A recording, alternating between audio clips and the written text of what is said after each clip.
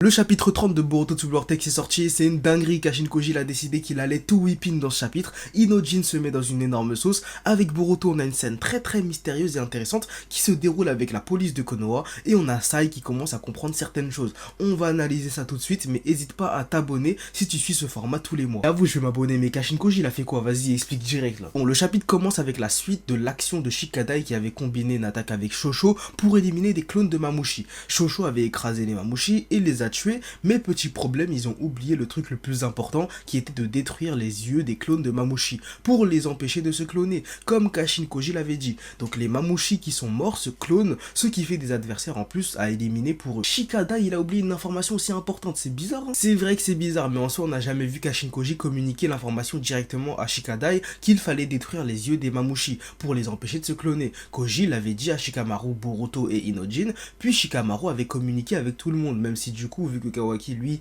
il visait déjà les yeux de Mamushi quand il se battait avec eux. Si lui, il a eu l'information, Shikadai, il a aussi dû l'avoir hors screen. Mais bref, les Mamushi, ils se ruent sur Shikadai, etc.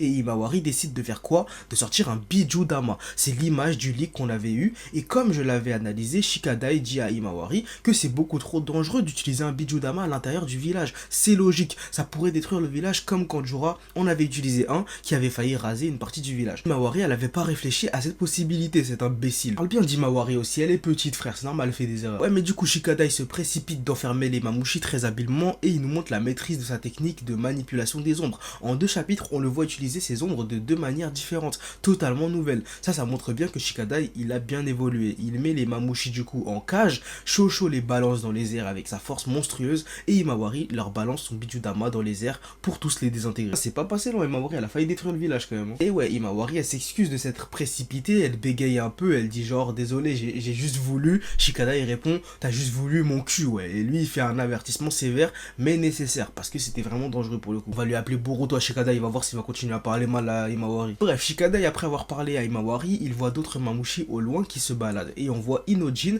qui avait l'air content à la fin du dernier chapitre mais qui est là en panique. Il dit à Shikamaru peu importe combien on élimine de Mamushi, il y en a toujours plus. Donc la situation devient vraiment critique en sachant qu'il y en avait déjà une cinquantaine au dernier chapitre, c'est-à-dire que là il y en a plus de 50 alors que Kashin Koji il en voulait genre environ 25. Exactement, mais bref, changement de scène, on va voir Kobu, le représentant du daimyo du feu, qui avait donc demandé à ce que l'on convoque Shikamaru dans son bureau à cause du mensonge grotesque de cet imbécile de Konohamaru.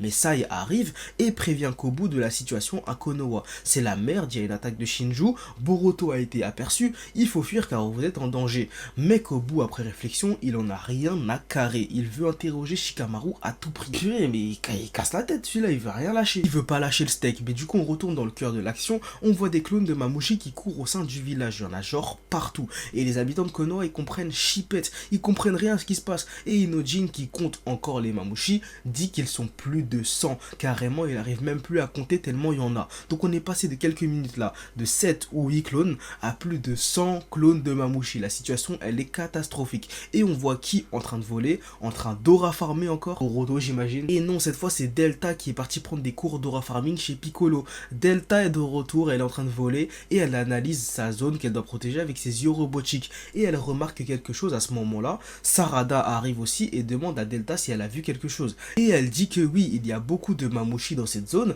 et ce qui l'avait choqué, et bah c'était tout simplement le regroupement d'une vingtaine de Mamushi.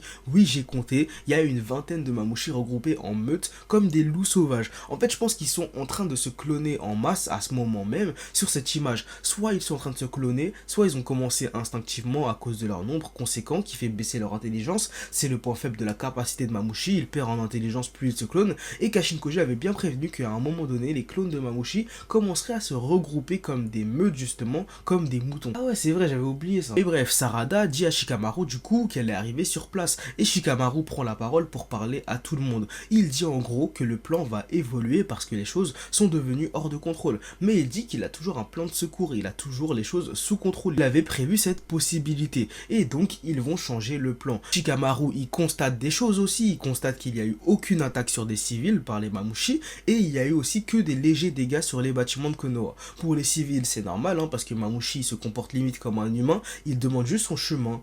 tant qu'on l'attaque pas, il attaque pas. Et les bâtiments, il faudra faire attention. Koji, il avait bien dit que Jura n'aimerait pas que Konoha se fasse détruire. Donc il faudra y prêter attention aussi. De toute façon, si Jura il vient, c'est cuit, tout simplement. Et ouais, et Shikamaru qui explique toujours le plan se fait couper par une autre communication. On le convoque pour l'interrogatoire avec Kobu. Il dit qu'il est occupé, mais Kobu lui répond directement et lui dit de venir. Shikamaru répond qu'il est occupé à genre protéger le village de Konoha, mais Kobu, il en a rien à battre. Il lui met un coup de pression de barge. Il dit: je suis le représentant du daimyo, en gros du président, t'as intérêt à ramener tes fesses. On voit Kashin Koji qui écoute d'ailleurs, lui il va complètement dérailler comme je te le disais dans la suite, regarde bien. J'ai hâte de voir ça continue seulement. Et je répète du coup, oublie pas de t'abonner d'ailleurs, parce qu'il y a beaucoup qui suivent cette série de vidéos chaque mois mais qui ne sont pas abonnés. Mais bref, Inojin demande à Shikamaru ce qui se passe, parce que du coup il a arrêté de parler pour s'occuper de Kobu. Mais t'as Koji qui comprend la situation sans même entendre Kobu. Ah bah ouais, parce qu'il y a que Shikamaru qui peut entendre Kobu. Et oui, mais lui il a vu le futur, donc il sait que Shikamaru il est en train de se faire déranger par Kobu actuellement. Et il explique simplement que Kobu c'est un mec archi important et qu'il veut interroger Shikamaru en gros. Shikamaru il est contraint d'y aller. Même Boruto contacte Shikamaru pour lui dire qu'il a fini son boulot, mais pas de réponse. Boruto le relance et Shikamaru lui répond. Il lui dit: reste en stand-by pour l'instant et attends les ordres. Shikamaru en fait il est perturbé par Kobu littéralement. Purée, Shikamaru qui a du mal à gérer la situation, c'est pas commun. Et ouais, Boruto lui demande si tout va bien. Il se préoccupe de lui mais il perd son attention. Des membres de la police de Konoha arrivent donc à attacher Boruto pour le capturer. Et Boruto du coup il tombe au sol et il se fait attacher. Son sabre qui est tombé à côté de lui est confisqué par un policier, mais Sumire avait bien dit que quiconque touche le sabre de Boruto verrait son chakra siphonné. Et c'est exactement ce qui arrive au shinobi, il perd son chakra et lâche le sabre. Boruto se libère en utilisant l'Iraishin du coup, et il dit au shinobi quelque chose de mystérieux. Il dit au shinobi à terre: toi t'es doué, comme pour le dire toi t'es un bon acteur. Et là on a le début de quelque chose de très intéressant. Toi t'es doué, comment ça? Et bah dans la suite Boruto il prévient ce shinobi qui a attrapé le sabre de fuir s'il voyait un Shinju, sinon il mourrait et ce serait dommage. Si lui il mourait, c'est comme si Boruto le voyait comme un allié et il part en volant. Tu remarqueras la manière dont les deux shinobi qui n'ont pas réussi à capturer Boruto du coup ont le seum de malade. Il y en a qui insultent Boruto, l'autre qui est énervé, mais celui qui a touché le sabre lui regarde Boruto partir sans rien dire. Donc on a Boruto qui dit au mec qu'il est doué, comme pour dire tu joues bien l'acteur, puis le shinobi qui agit bizarrement comme s'il n'avait pas de haine envers Boruto ou qu'il ne voulait pas réellement le capturer. Sur cette scène, j'ai une tonne de théories. Soit Boruto, il a ses premiers partisans à Konoha qui ont compris que c'était lui le vrai fils de Naruto, soit le sabre de Boruto, il a fait quelque chose au shinobi dès qu'il l'a touché. Peut-être qu'en touchant le sabre de Boruto, le shinobi a ressenti le chakra du fils de Naruto et non pas celui d'un criminel, le chakra de celui qui devrait être celui de Kawaki, entre guillemets. Peut-être que Boruto, il a aussi juste vu un énorme potentiel chez le Jonin qui a touché son sabre, donc peut-être que ce mec, il va devenir très fort. J'ai vraiment beaucoup d'idées que je développerai dans mes vidéos du mois. Abonne-toi pour pas les louper. J'avoue, magnifique les mystères, ça m'avait manqué. Mais bref, du coup, Boruto il quitte la scène et on voit de nouveau la horde de Mamushi qui se balade en cherchant Eida. Shikamaru demande à Sarada comment se comportent les Mamushi. Sarada répond qu'ils cherchent Eida, mais qu'ils n'ont pas l'air de se balader de manière hasardeuse. En mode, ils détruisent rien gratuitement, ils cherchent juste Eida. Shikamaru, lui, il va du coup à la salle d'interrogatoire avec Kobu. Shikamaru veut laisser le commandement à Inojin, mais Inojin refuse. Inojin donnera juste les indications sur les déplacements de Mamushi à Shikamaru à distance pour que Shikamaru puisse prendre les décisions. Ah, Inojin c'est une tapette, il aurait dû prendre le lead, frère. Après, c'est pas facile de remplacer Shikamaru, et Shikamaru, il rassure Inojin en disant qu'il y a des Mamushi autour des bureaux de du Hokage, donc en voyant le danger, Kobu comprendra la situation, mais du coup, t'as Kashin Koji qui s'invite à la fête. Il dit à Shikamaru de prendre la grenouille avec lui pendant l'interrogatoire. Ah ouais, ça sent que Kashin Koji va faire un truc de con là. Tu vas bien voir, il dit justement qu'il a une sorte de plan pour sortir Shikamaru de la merde. Et t'as Boruto qui entend tout et qui prend un air mystérieux. Bien évidemment en suivant les cours d'aura farming de tonton Piccolo. Je suis mort, il aime trop aura farmer ce mec. Mais du coup Koji commence son plan, il commence les singeries. Il dit premièrement à Inojin de couper sa transmission avec les autres car Koji veut qu'il utilise un jutsu différent. Comment ça un jutsu différent? Et oui, tu vas voir ça dans la suite. Shikamaru, il arrive dans le bureau de Kobu. Je vais te passer les détails. Shikamaru, il veut en finir vite avec l'interrogatoire.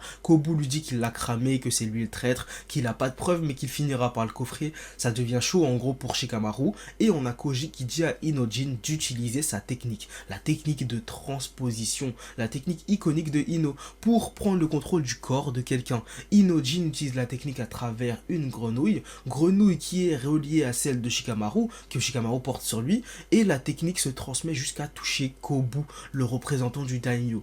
Inojin a pris le contrôle du corps de Kobu. Mais non, la singerie, wesh, pourquoi faire? Déjà, on a Sai qui voit Kobu, qui perd connaissance quelques secondes juste devant lui et qui s'inquiète du coup. Mais Kobu se réveille et comme je te l'ai dit, c'est Inojin à l'intérieur. On le voit à l'expression du visage de Kobu qui change et qui prend un air innocent comparé à avant, c'est totalement différent. On a donc Inojin qui est devant son propre père et qui accidentellement laisse le mot papa sortir de sa bouche. Shikamaru comprend instant, c'est Inojin qui a utilisé la transposition et Sai il fait cette tête, une tête chelou, un peu dans l'incompréhension. Pourquoi Kobu vient de m'appeler papa? Mais Inojin essaye de se rattraper et il dit pas ouf mes cheveux aujourd'hui, il essaie de se rattraper. Koji va sur Inojin à l'aide de la grenouille et il lui parle et il lui dit de sortir de la pièce. Du coup Inojin il s'exécute, il prétexte d'avoir besoin de prendre l'air, il dit carrément j'ai pas besoin de garde du corps, je vais y aller seul, laissez-moi tranquille. Ah ouais, y a pas plus suspect là. Ah je sais pas qui leur apprend à être des shinobi, mais en tout cas l'académie devrait ajouter une matière, apprendre à mentir, parce que ces deux enflures, Konohamaru et Inojin,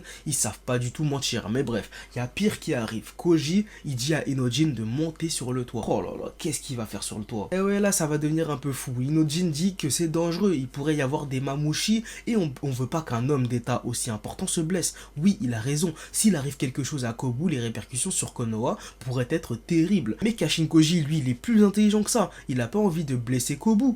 Il veut faire pire, il veut que Inojin tue Kobu. Mais quoi, il est fou ou quoi? Et oui, Kashin Koji, il est comme ça. Kobu, il interfère avec son plan, il met en péril la mission, donc il est prêt à s'en débarrasser, peu importe les répercussions. Et c'est de la folie, frère. Il se passe quoi après? Vas-y, continue. Après ça, on voit Sai. Sai, il a en fait compris, évidemment, que dans le corps de Kobu, c'était son propre fils Inojin.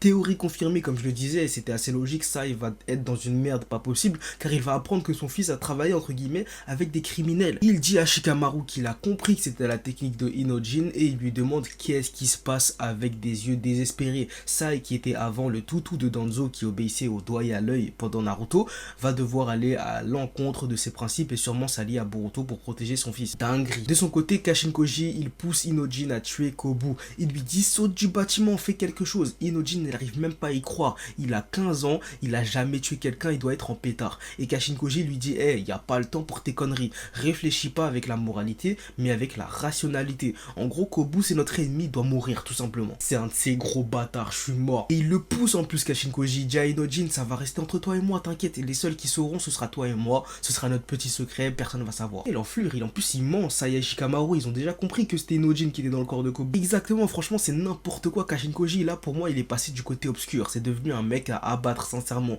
Il est en train de manipuler un enfant à commettre un crime envers le second du président du pays, quand même. Si Inojin le suit dans sa connerie, Inojin, ça va devenir un criminel du niveau de Boruto, limite. Et rien que le fait de tuer tout le monde pour atteindre ses fins, ou se servir de la mort des gens pour faire avancer son plan, c'est de la folie. C'est sûr qu'il y a des choses qui doivent être faites, mais Boruto, qu'on a vu juste avant, entendre Kashin Koji et réagir bizarrement, va réagir, c'est obligatoire. Parce que du coup, t'as un Mamouchi qui vient sur le toit, juste après, avec Kobu. Et Kashin Koji, il fait quoi avec la grenouille? Il attaque le Mamouchi volontairement pour qu'il riposte et qu'il tue Kobu. Le Mamouchi qui venait juste chercher des informations sur Eida se sent attaqué et il crée de nouveaux clones pour éteindre Kobu. Et moi, je pense que Boruto, il va venir sauver Kobu et du coup, il va sauver Inojin par la même occasion. Ou peut-être aussi que ce sera Inojin qui va faire quelque chose de lui-même pour sauver la vie de Kobu. Dans tous les cas, le plan de Koji ne doit pas fonctionner. Il ne doit pas fonctionner, sinon ce serait la pire des choses pour Inojin. Et voilà, le chapitre se finit comme ça en tout cas. L'analyse, elle était archi longue, mais vraiment kiffante.